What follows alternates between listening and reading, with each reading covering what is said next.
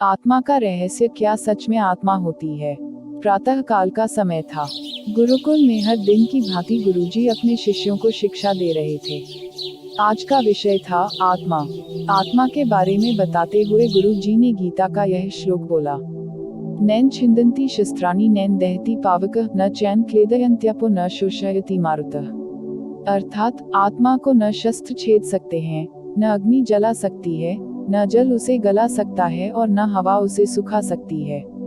इस आत्मा का कभी भी विनाश नहीं हो सकता है, यह अविनाशी है। यह सुनकर एक शिष्य को जिज्ञासा हुई। वह बोला, किंतु गुरुवर यह कैसे संभव है?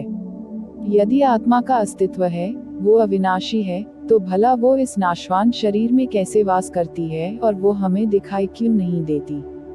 क्या सचमुच आत्मा होती है?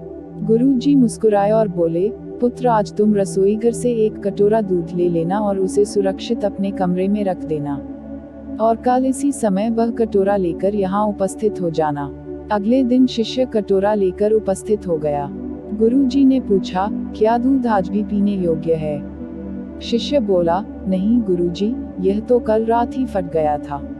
लेकिन इसका मेरे प्रश्न से क्या लेना देना? गुरुजी शिष्य की बात काटते हुए बोले, आज भी तुम रसोई में जाना और एक कटोरा दही ले लेना, और कल इसी समय कटोरा लेकर यहाँ उपस्थित हो जाना।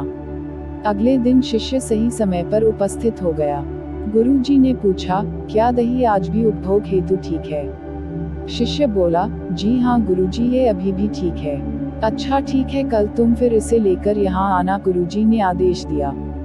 अगले दिन जब गुरुजी ने शिष्य से दही के बारे में पूछा तो उसने बताया कि दही में खटास आ चुकी थी और वह कुछ खराब लग रही है। इस पर गुरुजी ने कटोरा एक तरफ रखते हुए कहा, कोई बात नहीं, आज तुम रसोई से एक कटोरा घी लेकर जाना और उसे तब लेकर आना जब वो खराब हो जाए।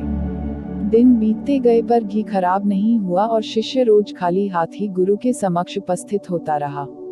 फिर एक दिन शिष्य से रहा नहीं गया और उसने पूछ ही लिए, गुरुवर, मैंने बहुत दिनों पहले आपसे प्रश्न किया था कि यदि आत्मा का अस्तित्व है, वो अविनाशी है, तो भला वो इस नाशवान शरीर में कैसे वास करती है और हमें दिखाई क्यों नहीं देती? क्या सचमुच आत्मा होती है? परंतु उसका उत्तर देने की बजाय आपने मुझे दूध, दही, घी में उलझा दिया। क्या आपके पास इसका कोई उत्तर नहीं है? इस बार गुरुजी गंभीर होते हुए बोले, वत्स, मैं ये सब तुम्हारे प्रश्न का उत्तर देने के लिए ही तो कर रहा था। देखो, दूध, दही और घी सब दूध का ही हिस्सा हैं, लेकिन दूध एक दिन में खराब हो जाता है, दही 2-3 दिनों में, लेकिन शुद्ध घी कभी खराब नहीं होता। इसी प्रकार आत्मा इस नाशवान शरीर में होते हुए भी ऐसी है कि उसे कभी नष्ट नहीं किया जा सकता।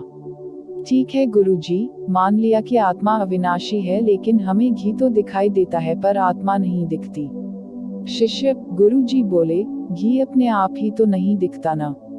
पहले दूध में जामन डालकर दही में बदलना पड़ता है, फिर दही को मथ कर उसे मक्खन में बदला जाता है, फिर कहीं जाकर जब मक्खन को सही तापमान पर घंटों पिघलाया जाता है तब जाकर घी बनता है। हर इंसान आत्मा का दर्शन यानी आत्म दर्शन कर सकता है, लेकिन उसके लिए पहले इस दूध रूपी शरीर को भजन रूपी जामन से पवित्र बनाना पड़ता है। उसके बाद कर्म की मथनी से इस शरीर को दीन दुखियों की सेवा में मथना होता है, और फिर सालों तक साधना व तपस्या की आंच पर इसे तपाना होता है, तब जाकर आत्म दर्शन संभव हो पाता है।